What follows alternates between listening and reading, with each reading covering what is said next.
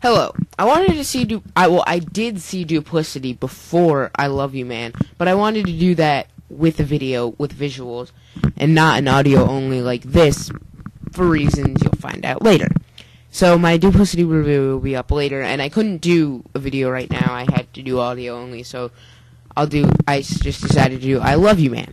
So, I Love You Man, the long-awaited bromantic comedy starring Jason Segel and Paul Rudd. Jason Segel was the star and writer of Forgetting Sarah Marshall, which I think a lot of people like. Then there were some people who just hated it. I don't know why. It was a good romantic raunchy comedy, and they did both pretty well. Either way, and then Paul Rudd was also in that. He had his own little thing. He was like the surfboard dude, and that was just hysterical. And watching him take on a more serious role here was nice, and have Jason Segel be the one that freaks out. Yeah, and correct me if I'm wrong to say this about two guys, but they actually had some weird sort of chemistry with each other.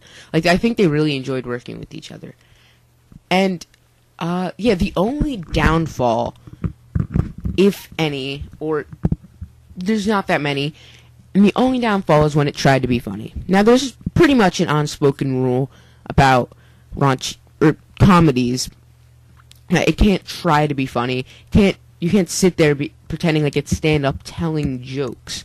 Now, this does not apply to romantic comedies in a different sense, like the romantic PG-13 comedies, because those, like, I love Ghost Town as romantic comedy, but he sits there telling jokes half the movie.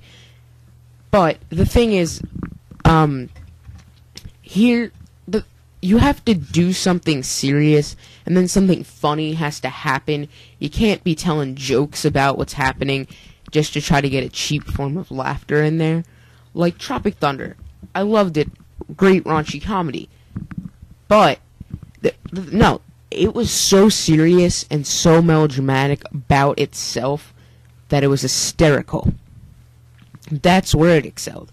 This, they have like mandates. These guys dating each other, two guys. That's funny in itself.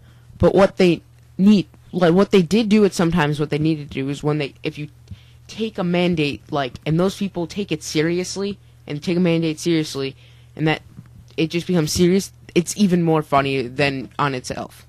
When they actually think that mandates are like normal, and just they take all that seriously and stuff. Then it is even funnier.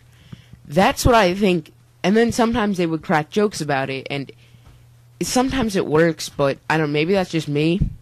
So, anyway, yeah, it was one of those, like, I was hurled over laughing many times.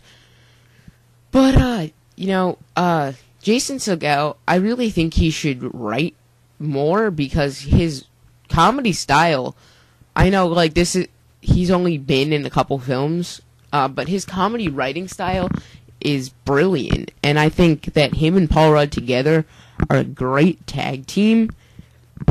But, I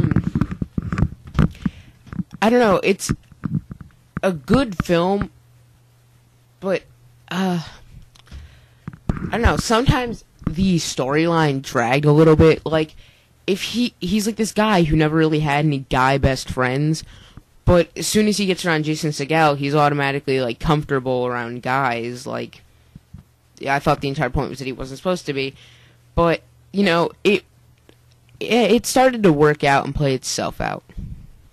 What I love in raunchy comedies is when it's not afraid to go too far, and when it really works. If it's afraid to go too far and then goes too far, it doesn't work at all. But here, it really works. And comparing to last year, I think, this is the best comedy so far this year, but to last year, I like Sarah Marshall better than this. I like Tropic Thunder better than this. But I like this better than Pineapple Express. And, I don't know, it doesn't really surpass many films, but it surpasses many films this year. And I think it'll go down as one of the best, 9 out of 10.